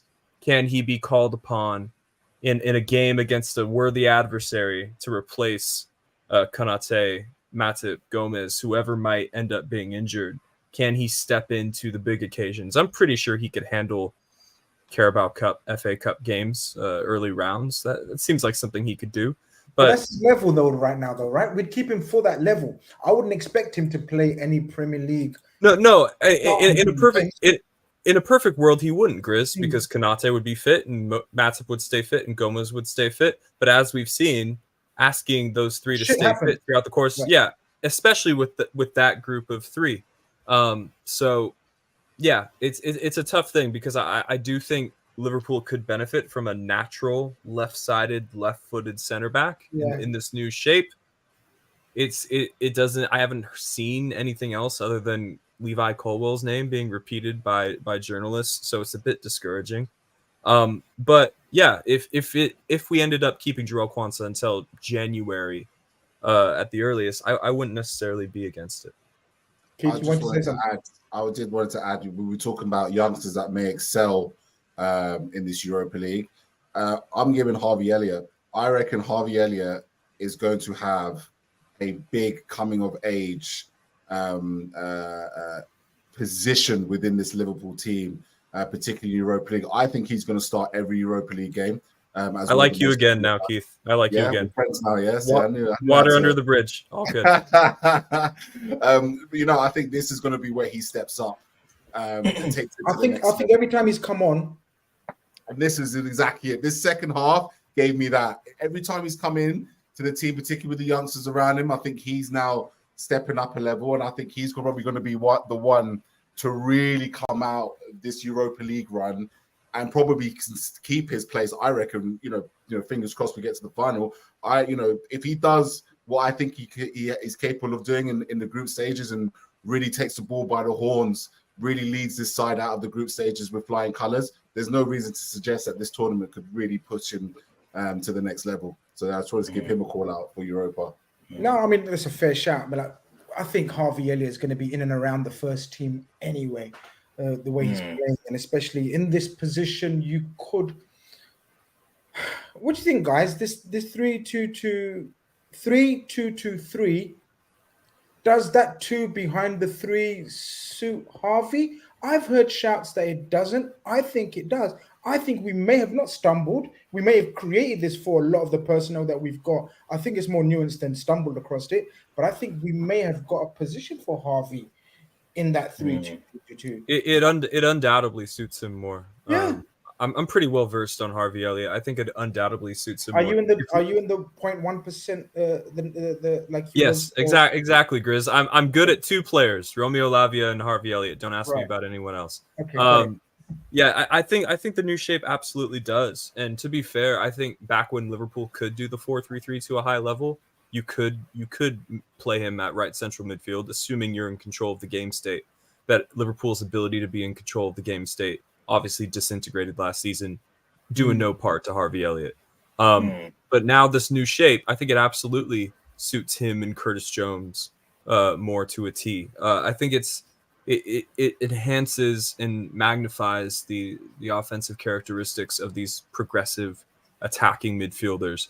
When you have 2 more defensive-minded pivot players behind them, they're just by natural law of the game, the guys in front of them are going to be able to express themselves more. And this is an extension. This ripple effect goes up to the forward line. I don't think it's any coincidence that all of our forwards have scored in preseason. Yeah. Opposition aside, I think this new shape puts a Band-Aid over our issues. I don't think it completely solves them, but there's no denying that it's gotten more out of every player that sits in front of that pivot too, Chris. I think... Sorry, Cav, go on. I was just going to say, I think the key next season in a lot of games is going to be when we stick to that formation and when we decide to switch it back to the 4-3-3 and have Trent just reclining a little bit into that right back position again, because I think you could see it early on in today's game, and I think it will still be the situation next season whereby we are exploited down that side. I know Khanage covers really well, but it's still going to be targeted by opposition like they have in the past. And I think it's all well and good having this new system, but if there's just a period, a 5-10 minute period in a game where the left winger, say we come up against an Arsenal and Martinelli's getting in down that side too often, do we be brave and stick with it, or do we tell Trent to retreat? Because if he retreats and you go 4-3-3 and Elliott finds himself in that midfield right 8 position, I don't think that works. So it's how I think the system as it is, that position fits for somebody like Elliott, where he's asked to just do more offensive, create and be quick on the ball, which he showcased again today. That's great. But it's when you're put under the cosh a little bit, how are you reacting as a team? Because I think the likes of Szoboszlai, McAllister, Curtis Jones, they've shown us that if they need to retreat back into a traditional number 8 position where they're doing up and down the pitch and focusing a bit more on defensive because we're under the cosh a little bit, they're able to do that better than Elliott still. So I think that's probably somewhere that he needs to still work on, because the system isn't always going to remain the same. There's us having great tactical insight and great chat with over 700 people in the chat, and Gabriel's having his own joke and asking people to rank mine, Evan and Keith's moustache. I will do a poll. It's too late to do one now. I'll do a poll next week in the chat because I know how to do it and haven't utilized it enough. I haven't shown off enough how to do a poll. But we'll do that poll next week. Guys, I need to get to 300 likes. About 10 minutes to go. Got a couple of talking points, including transfers, all your favorite stuff. So get to 300 likes right now. Like, stop what you're doing, get to 300 likes, and then we can continue while I get through a couple of super chats. Marquinhos, El Tayeb Diab sends in a super chat, says Marquinhos from PSG would be perfect. DM, centre back, right back. I actually agree. I think Marquinhos is the prototype, the profile of player that I would absolutely love right now at Liverpool Football Club. Don't know if anyone wants to add or subtract anything. It's just a quick way. Is he on the transfer list at PSG? They let him Yeah, go, apparently right? he's had a falling out. Interesting. They all eventually have a falling out with that sporting director. Yeah, that sporting director is hard to work with. I will say the list of players 28 and above that I would consider for a center back signing is pretty finite, but he's on the list. Absolutely. You get experience, you get leadership, you get all of those things. So yeah, it would be a bit of a dream signing. Khalid Hussein's in the super says, Ali Mac 10 or Maccas, what would you choose? Conroy, that's you. That's a Scottish name, so you get to choose what gets chosen there. Yeah. I think his heritage is officially Irish from the straight heritage. I think ancestry, but I think there's Scottish ancestry in Alexis McAllister as well. I think Mac 10, not for me. I think Mackers is quite good. I won't say it anymore, but do you know during the World Cup, I'm not even making this up. I was calling him Gary Mack when he got the ball, just like as I was wanting Argentina to win. And then Klopp called. I know it was a joke, and we're not going to call him that, but I found that quite ironic that he called Gary. Yeah, but I'd say he didn't like it. Mack He doesn't want to be called Matt Gary, apparently. Yeah. Well, in the national team squad, because he's got a bit of ginger in his hair, like there's an Argentinian phrase, I can't remember what it means, but it's like I can't remember the pronunciation, but it was basically ginger. And Messi, or they said stop calling him that. So I think call him by his name and we'll be fine. Call him Alexis, it should be fine. Exactly. Mane Hafi Run says, I remember I told you our own Colo. I think he's referring to Quansah. That's of course Quansah. I wanted to speak upon. So we've spoken about Salah and the other forwards. We've spoken about the defenders and the loan movements possible in and out. Who would we keep? Obviously, Luis Diaz missed a whole heap of season last season. The previous season, he came on and done wonders for us when he came in January. Then started off like a house on fire. Any pressure for Luis Diaz? Anyone can come in. I saw him today play like someone who's got something to prove. And I found it very different from the way a younger, less experienced Cody Gakpo is playing right now. Cody Gakpo, for me, is growing on me week by week by week in terms of he's so impressing me. His maturity, his calmness, on and off the pitch, his interviews, every time you see him in media sort of duties, and his just persona around the club and players, and even on the pitch, he's playing a variety of plays. He's playing very maturely. He's trying to adapt to each role and learning and getting better and better and better. Luis Diaz is playing really well, but he's playing to me, like a man who's got a point to prove. That's a good thing. I'm not saying it's a bad thing, but does anybody else sense this? Or am I seeing things again? I hate to say this because I love the player, but I watch Diaz and I just want more. I see him pick up the ball and his body movement and the pace he's got and the trickery he's got, and I just don't see enough of it. I want him to beat a man, and rarely does he actually do it. Sometimes he stops, he comes back, he passes it. He'll drive into space at times, but it's just not enough for me. I want with the ability that the guy's got, and we've seen the touches and the skill and the flair before. I'm like, just cook a man. Just cook the fullback. I need you to just go on the pitch. Like Doak's running at people. I just want to see Diaz run at people. And I'm not going to profess to have watched all the Porto games whilst we were there. He did that at times, but actually he was their finisher. He was getting on the end of things. He was cutting in. He was scoring the goals. He needs to start doing that then at Liverpool, because when Jota's played out on that left, he doesn't look as natural as a left winger, but he gets goals. Finds himself in the box. He gets goals. He somehow finishes. He's somehow involved really well in the link-up. And I look at Diaz and I'm like, got bags and bags of ability, but at some point you've got to start just terrorizing these defenders. You've got to start being a problem. And it's probably a bit of an unpopular opinion, but I do often find myself with just being left wanting more out of him, just in my opinion. I think this discourse around Diaz, although I see where everybody's coming from, I think it's wildly premature. If I'm being honest, I mean, this guy, when you look at his Liverpool career, he comes in January, seems to look in an almost instant fit, and provides us with the energy and the legs that team was lacking in order to sustain a quadruple charge. Starts off the last season as our standout attacking force before getting injured. I mean, he was single-handedly creating chances for himself, keeping us in games when we didn't really deserve to be. And then he has 2 horrible injuries, and now he's just now coming back. So for me, we still haven't had a proper full season of Luis Diaz yet. We've had him in like a little 5-month burst. We had him for like a month or 2 at the start of last season.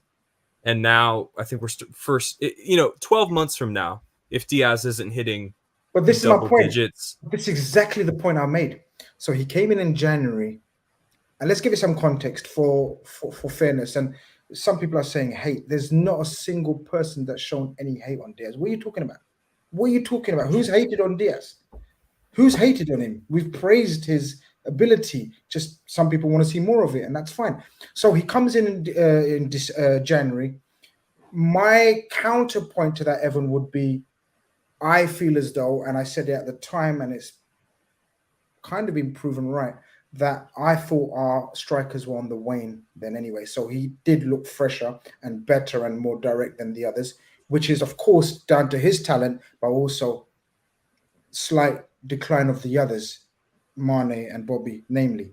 Then, as I said, the start of the next season, which he has the full season, I think he was our most dangerous attacker last season before he gets injured. He was literally carrying us against Arsenal. I was at that game. He was magnificent. Before, who tackles him? Partey? Yeah, Partey. Yeah. Partey takes him out. Against Palace, we saw him when we were down to 10 men. He takes it upon himself to change the game.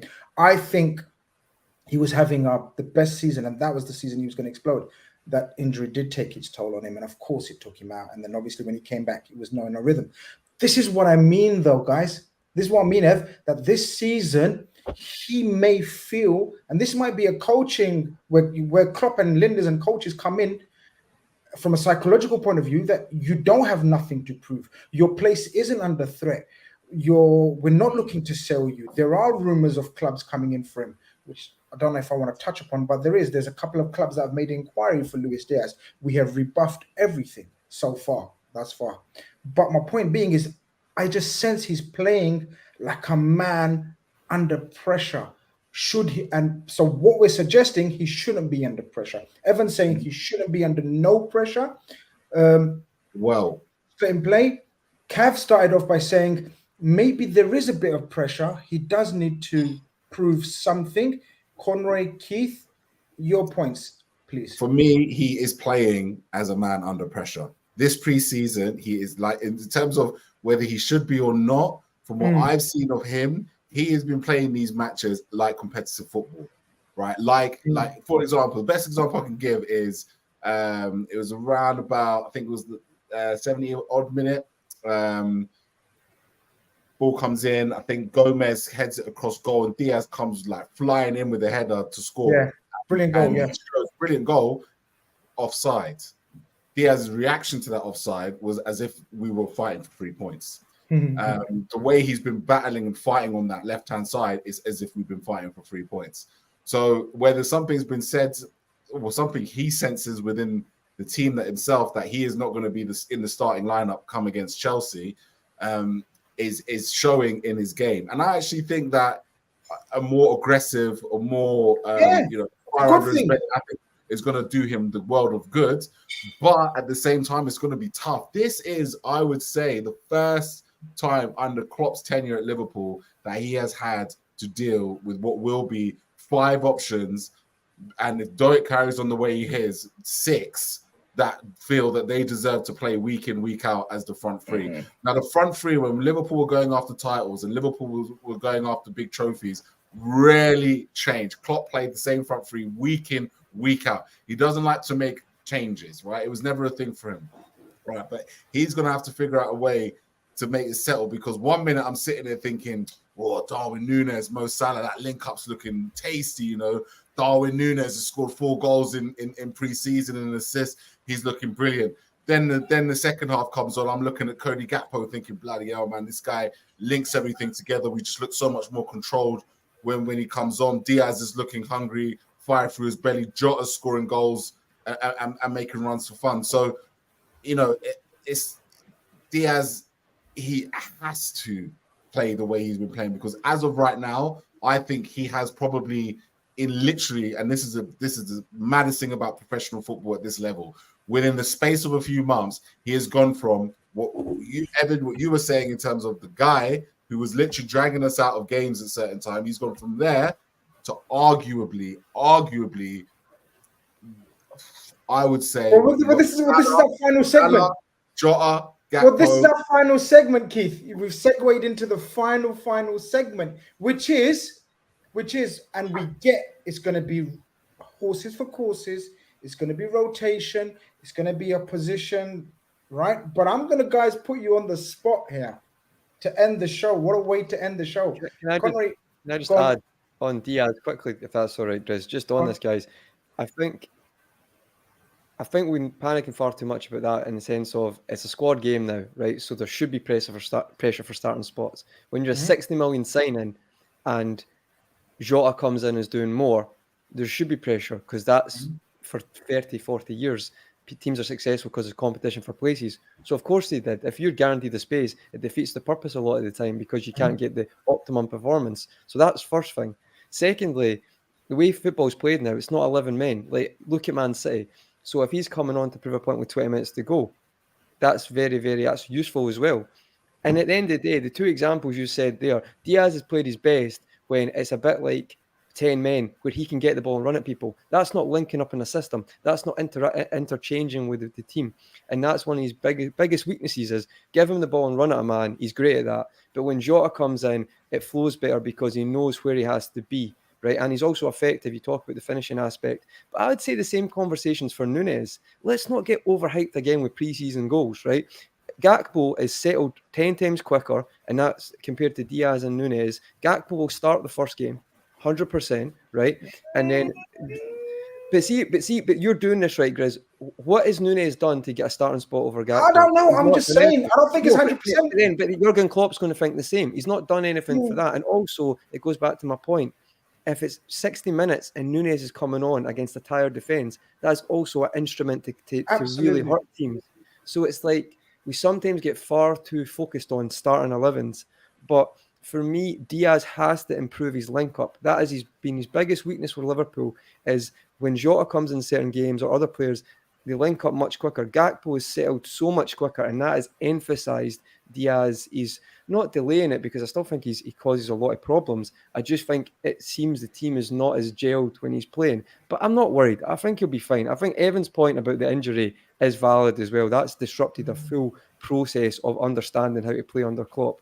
So I think it'll be fine. But you have to be fair in your criticism when you watch. I agree with everything that you said. I absolutely agree with everything that you said. It's not a worry, but it's for sure a talking point. And come Sunday afternoon against Chelsea, only 3 can be chosen. So amongst all those wise words of yours, I'm going to come to you first and put you on the spot first, because you've tried to duck out of this, right? By saying, no, it's all good rotation. And we're going to make notes of this. Which 3 will Jurgen Klopp choose? Because he can't rotate all 5 of them in one game. So he's going to choose 3, right? Or maybe he's not. Which 3 is Jurgen Klopp going to choose?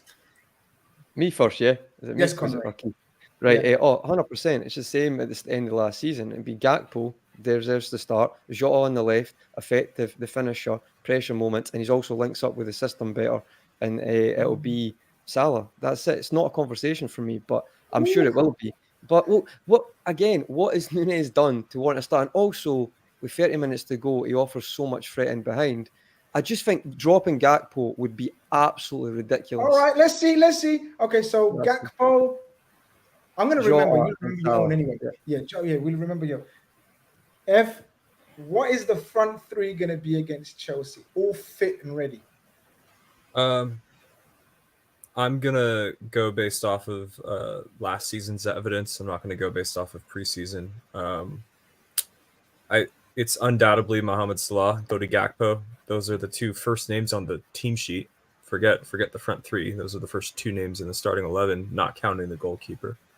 And I could care less what happens with that left wing slot because we have some great options there. Jota or Diaz. I think it's going to be Diogo Jota. That's not a vote of confidence against Luis Diaz. I still think, although I don't disagree with anything anybody said about Diaz today necessarily, I still think the conversation's premature. It feels a bit forced. Feels like it's under a microscope a bit too much. It would feel like a more appropriate conversation 12 months from now if Diaz hadn't hit however many goals people want him to score. But yeah, that's my front three. I think Cody Gakpo is just incredible. I think this time, 12 months from now, I think Cody Gakpo will be a top 10 Premier League player, undisputed. So we've got two so far that haven't picked the 85 million pound striker. And because Cody Gakpo plays like £100 billion player. I know what I'm seeing with my eyes, and I know what the numbers are saying as well. What's the three? Love that, Evan. I love that. I love that quote. Write that down. That was brilliant. Yeah. What's the three going to be? I'm going to say Mo Salah. Yeah, right. I think Diogo Jota left. I'm going to throw a curveball. I reckon he starts with Nunes, and I also reckon he starts with Gakpo as well. You think he's going to do the Gakpo in the guns blazing? Chelsea away. Like Chelsea away. Chelsea away. It's Chelsea away. I think there's too much. I think he's going to go for the jugular. I think it will calm down eventually. And I kind of, to Conroy and Evans' point, I would go with that three. Once we have a 6 and we have a lot more balance, but I think for the time being, I think he goes through it. I just don't think Dominic Szoboszlai has played enough football lately, and I reckon Cody Gakpo takes his position up in that in that attacking 8. Yeah, alongside McAllister. And then who are you playing in the 6? Jones, isn't it? I'm assuming. Well, as of now, Jones. We'll see what happens on Wednesday because 2 players come back Wednesday to full team training. Bacecic and Thiago. So, no, I'm 100% certain they're not starting. You reckon they're going to start? They come back to team training on Wednesday. No, man, it's 2 weeks left. There's no games left after. Only one game left after thing. That's what I'm saying. It's the Darmstadt game. I'll be interested to see what Klopp puts out in that one. But until then, Jones in the 6. So Jones, McAllister, Gakpo. I think Keith's copped it by picking 4 out of the 5. He's done a cheeky one. He doesn't really believe Gakpo starting. I think Conroy and Evan think, oh, damn. He's went, pick the front 3, and Keith went, here's the front 4. Here's the front 4. I think he's done a cop out. I'm going to be honest with you. I think he's bottled it. But he did add that he thinks it's going to be what Conroy and Evan said, which is Gakpo, Jota, and Salah. Yeah, that's what will be the front 3. I agree with you 3 on that point. Yeah. Cav? I'd like to be different, but I agree with the guys' point. Salah, obviously, Gakpo, for the reasons that the guys have mentioned, fit in really well, progressing his game, links everything together. Everything seems fluid, quick. He drives from deep with the ball as well. Got a goal in him, offering everything at this point in time. And I would start Jota because Jota just needs to be on the pitch because he scores goals. I don't necessarily like him on the left because he's not a natural winger as such, but he has to be on the pitch because he scores. And he was one of our biggest misses last season when he was out injured. So I would, Jota, Gakpo, and Salah for me. And I don't think Keith's shout with playing Gakpo in the 8 is crazy. Very possible as well. Yeah. The thing is, the dilemma in my head is I think I'll put McAllister in the 6 because I've seen him do it at times for Brighton and he did a good enough job. But then I see him pick up the spaces between the lines and threading up through a ball. And I'm like, well, he can't do both. So, they'll figure it out between them, I'm sure. I think Jota's going to be central. I think Salah's going to be wide right, obviously.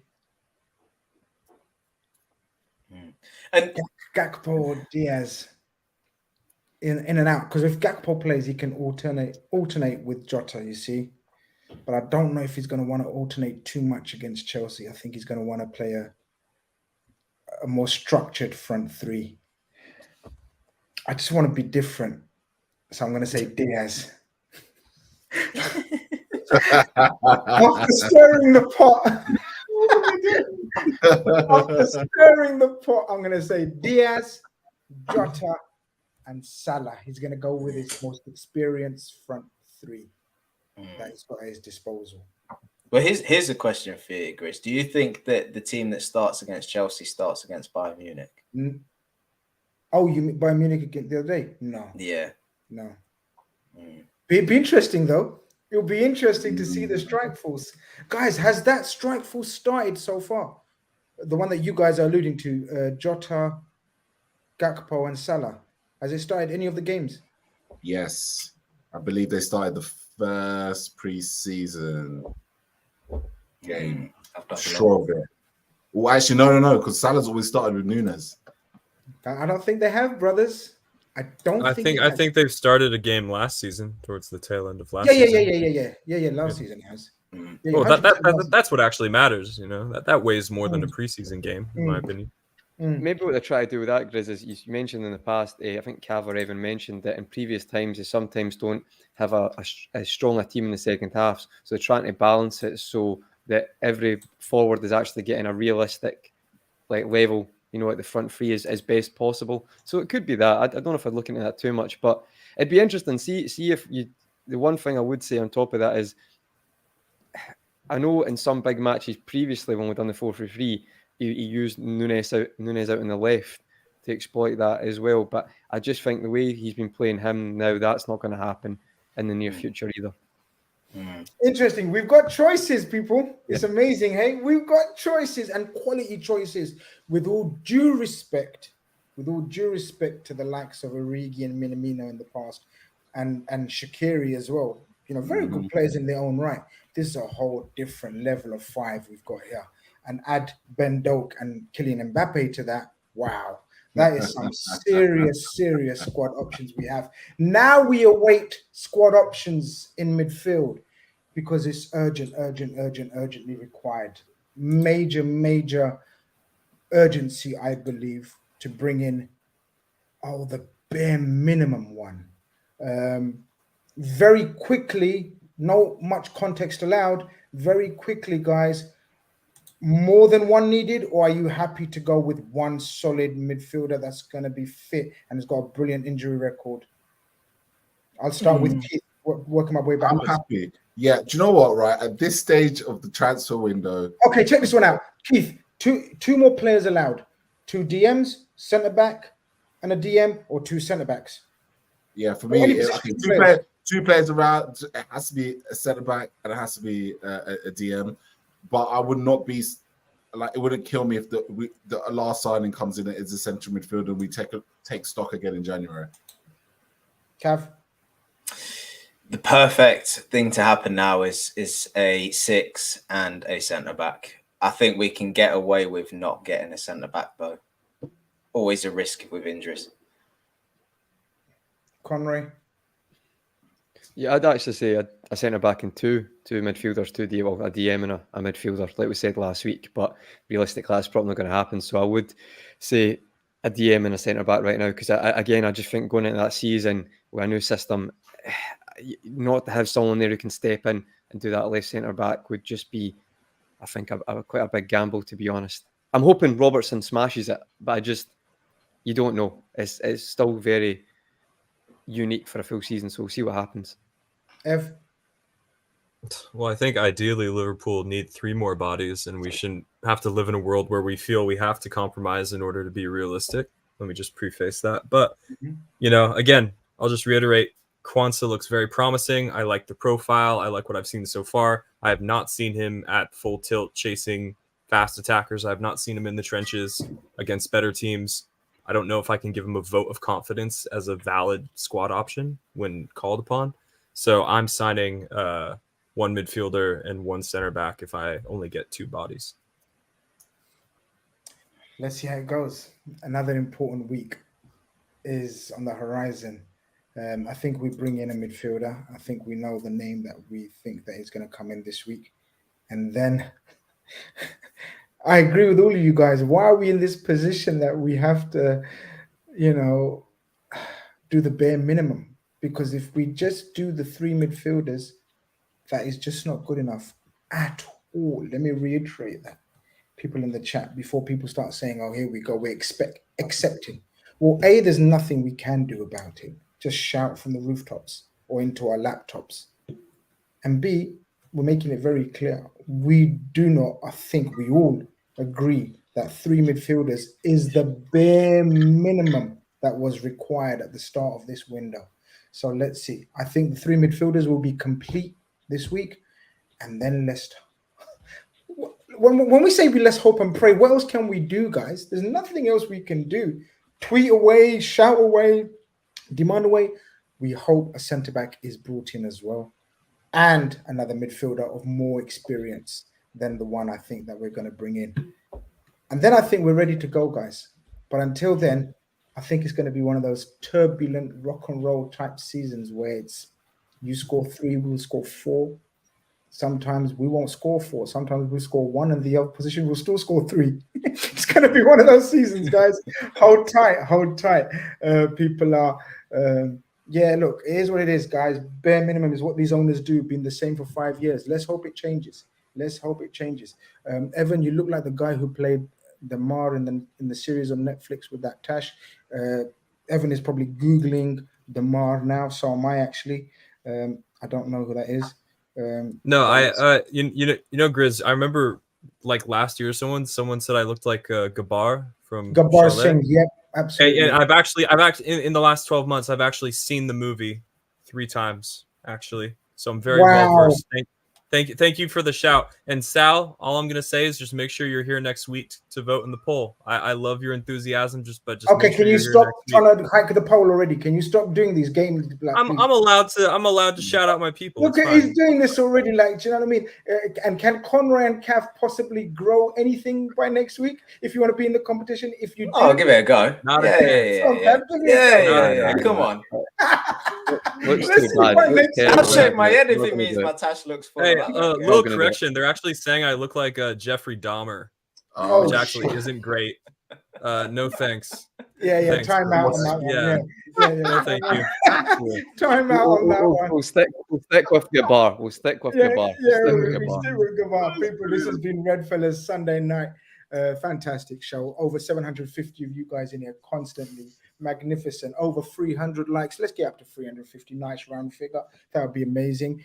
Don't forget, we will be back for some form of content this week because of the incoming transfer and the Bayern Munich game. There'll be loads to catch up with.